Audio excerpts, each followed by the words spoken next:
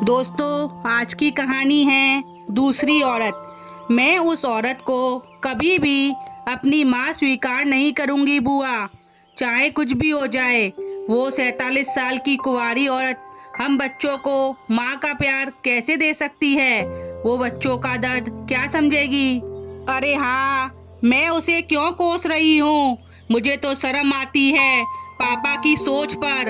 हम बच्चों का देखभाल करने की आड़ में अपना दैहिक सुख पूरा करना चाहते हैं।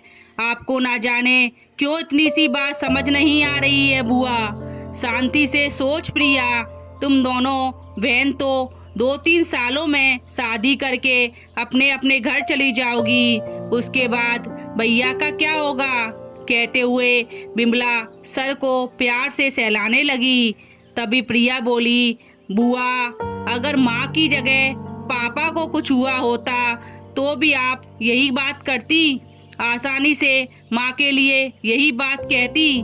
बिमला बोली, शायद नहीं कहती, क्योंकि स्त्री अंदर से बहुत मजबूत होती है। वह हर मुश्किल का सामना बड़ी साहस के साथ कर सकती है, घर बार दोनों को संभाल सकती है।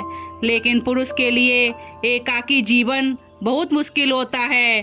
ठीक है बुआ, आपको पापा सही लगते हैं तो आप उनका साथ दे सकती हो, पर हम दोनों बहन इस रिश्ते को कभी भी स्वीकारेंगे नहीं। वो दूसरी औरत हमेशा दूसरी औरत ही रहेगी, कभी भी हमारी माँ की जगह नहीं ले पाएगी। कहते हुए प्रिया कमरे से बाहर चली गई। सुख के समय को बीतने में कहाँ समय लगता है। देखते देखते 8 साल हो गए। दोनों बेटियों की शादी हो गई, दोनों ही अपनी गृहस्थी में व्यस्त हो गईं। पर शादी के बाद इतने सालों में दोनों ने कभी भी मायके का रुख नहीं किया, पापा को भी माफ नहीं कर पाई। एक दिन दोपहर को दीनदयाल मतलब प्रिया के पापा जी की घर का डोरबेल बजा। दरवाजा दीनदयाल जी की पत्नी ने खोला। सामने प्रिया को खड़े देखकर हैरान हो गई। जब तक कुछ समझ पाती, प्रिया उनके पैरों में गिरकर रोने लगी। मुझे माफ कर दो माँ, मुझे माफ कर दो, मुझसे बहुत बड़ी भूल हो गई। आप महान हो माँ, मुझे माफ कर दो। उठो बेटी, कहकर उन्होंने प्रिया को गले से लगा लिया और उनके माथे को पागलों की तरह चूमने लगी। दीनदयाल जी तंज कसते हुए बोले, ये दूसरी औरत तुम्हारी माँ कब से हो गई? प्रिया सिसकते हुए बोली, आपको तो सब पता है पापा, फिर आप ऐसा क्यों बोल रहे हो?